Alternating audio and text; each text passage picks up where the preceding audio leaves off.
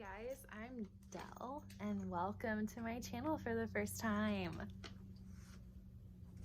I figured for my very first video, I have the list written on paper here, and I thought I could just do the reader habits tag. I saw Ariel Bissett do this, and I guarantee you she said she didn't originate it. I don't remember who she said originated it, but I will find out and I will put that in the description box below if I learn how to use it. I'm sure I can. I've not even posted on YouTube yet, and so this is literally my first video, so it's like, oh, am I really gonna know how to? I'm not sure. Okay, number 1, do you have a certain place at home for reading? Not really, basically anywhere. I think I read the most on my bed because I read a lot at night before I go to sleep.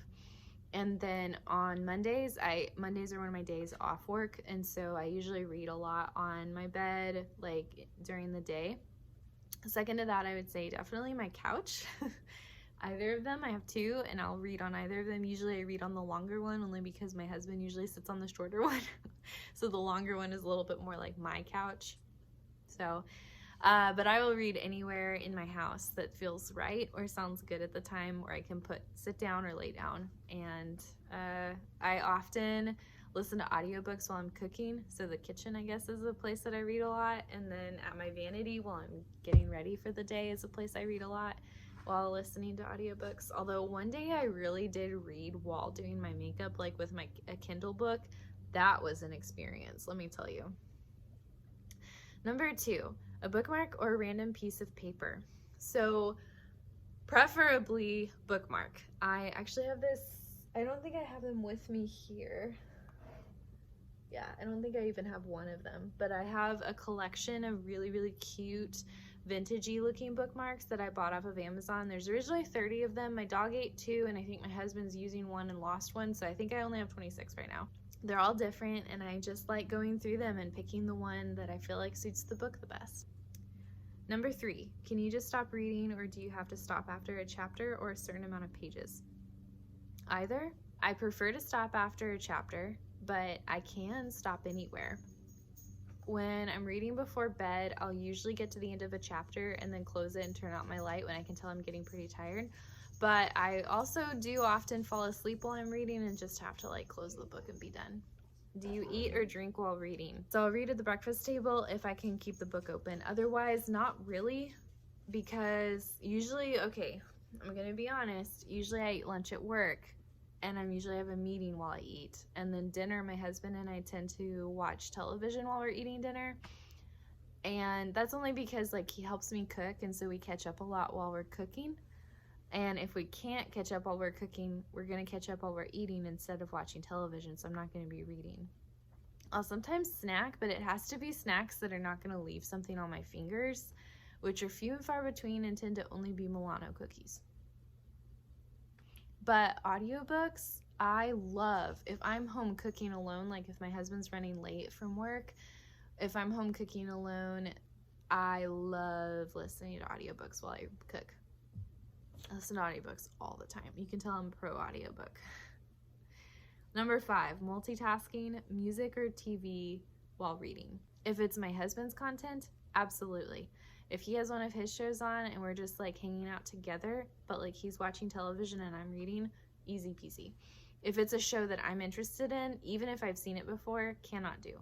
Like Friends is like my favorite show, one of my favorite shows of all time. Maybe, I don't know if it's my most favorite. It's definitely my most rewatched though. I cannot. Even with Friends, I know exactly what's gonna happen, but I'm gonna watch the show instead of reading. I just cannot read while I'm watching stuff. Music though, yeah, no, not really. Occasionally instrumental music I can do. Like there's this one like low-key ambient Gryffindor common room mood music play, like it's not a playlist, it's like a 3-hour video, and I can like work on stuff or read some things while I'm listening to that, but in general not really. So a little selectively, but not really. Number 6, one book at a time or several at once. Oh my gosh, several at once. Sometimes I will get so hooked on a particular one that I start it and finish it without picking up another book during that time. This week, the past 9 days, I've totally done that with the Princess Diaries. I've read all of them. I'm set to finish the last one today, and I started them last Saturday, 9 days ago. And I've finished 2 Narnia books during that time. But like for the majority, once I open one of the Princess Diaries, that's like all I'm listening to, or excuse me, all I'm reading until I'm like done with that book. So, but there's multiple books open on Goodreads at a time. I think I have 6 open on Goodreads right now.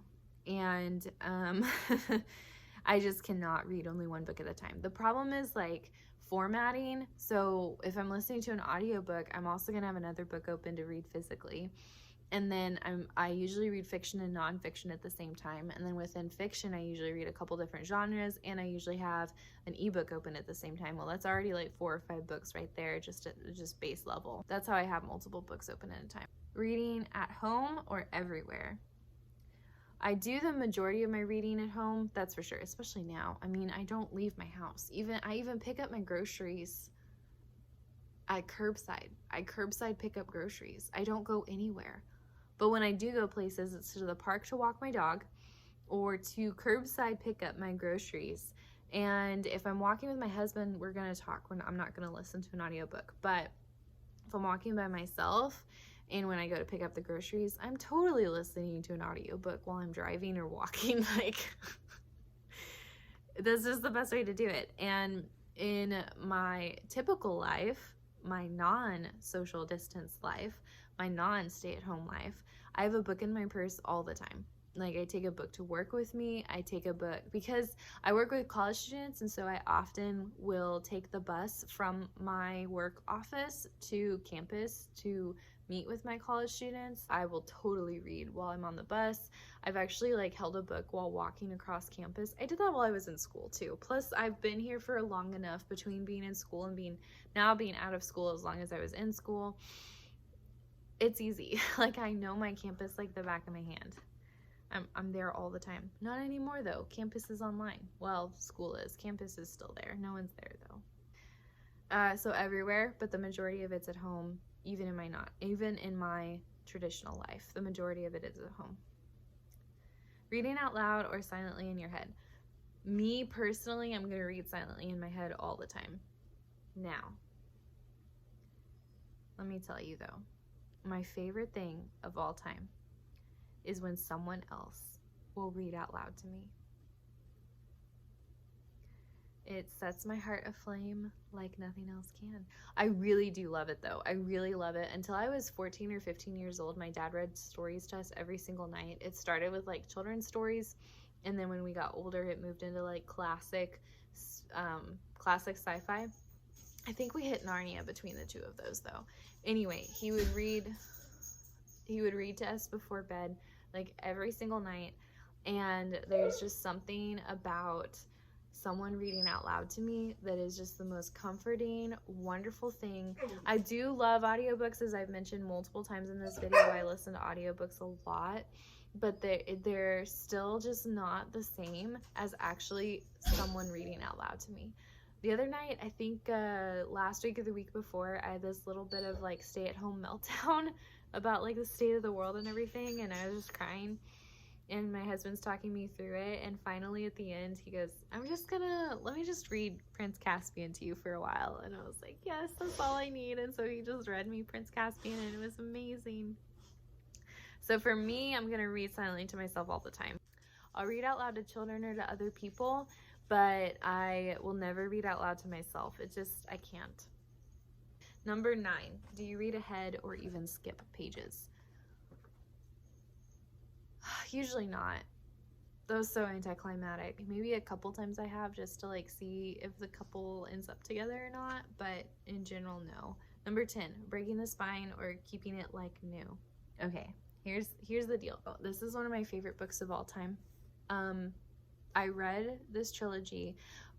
I ironically just bought this in September. It's my very first owned copy because I've always checked them out of the library.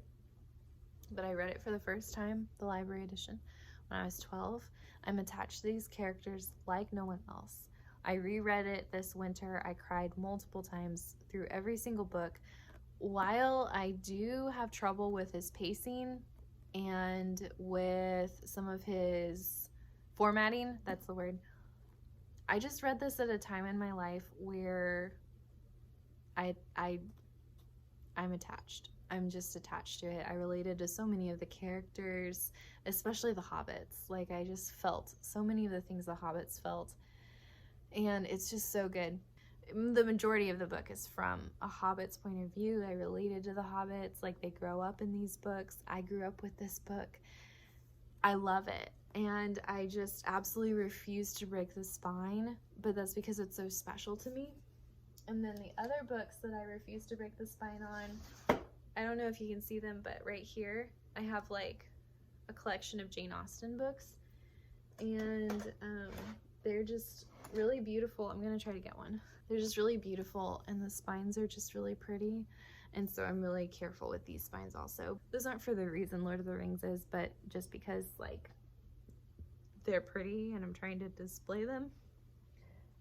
But in general, like, I break every spine ever. None of these, this is my TBR, so none of them are really broken. My Harry Potter, love that series. Spines are broken everywhere. Totally will break the spine. In spite of loving Harry Potter, it's probably like my second or third favorite series ever. Lord of the Rings obviously is everything, but I don't know, it just still doesn't have quite the place of honor that Lord of the Rings does. Number 10, do you write in your books? So this is the last question. So fiction, no. Nonfiction, yeah, absolutely. So nonfiction I'll write in because I will underline important parts or things that stick out to me. I will add notes or references onto it, like things that I think of. And so nonfiction, yes, absolutely. Fiction, though, I read it just to enjoy. Also, though, I read a lot of books from the library, and so I'm not going to write in a library book. So that's all of them. Thanks for joining me, and this is probably the first video that I'm gonna post. And yeah, I guess you can do like the typical like, comment, subscribe stuff. I suppose that's what people do. That's what I do when I'm consuming YouTube. I don't know. But yeah, I'll be back one day soon with a new video or something like that. That's what people say. Thanks for joining me. I don't know. We'll come up with an ending eventually. The end.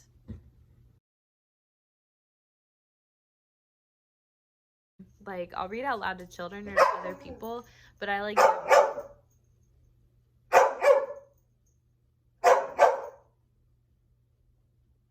I'll read out loud to...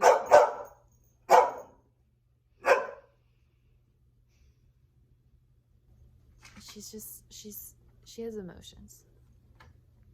Get your face out of the blinds. Hey, I don't know why people are outside.